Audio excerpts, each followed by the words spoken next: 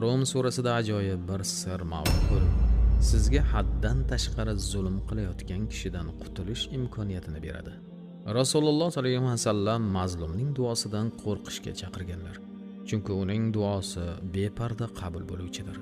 Shu sababdan birovga zulm qilib, qarg'ishidan halok bo'lishdan doim o'zimizni ehtiyot qilishimiz kerak bo'ladi. Ba'zi mazlumlarning duosi o'tmagandek ko'rinadi, ammo u o'tgan bo'ladi, ijro oz-moz kechikkan bo'ladi. Nuh alayhissalomni eslang. U zot qavmlarini duo qilganlarida darhol qabul bo'lgan xabari keladi. Ammo oradan 40 yil o'tib to'fon balosiga giriftor bo'ladilar. Ba'zilarda darhol, ba'zilarda biroz kechikibroq keladi. Baribir keladi. Kimki tezroq zolimni to'xtatishni istasa, Rum surasining harflarini sanab chiqib, o'sha miqdorda bu surani o'qiydi va ortidan dushmanidan panoh so'rab duo qiladi. Shunda u tezdan ijobat bo'ladi. Inshaalloh taolo.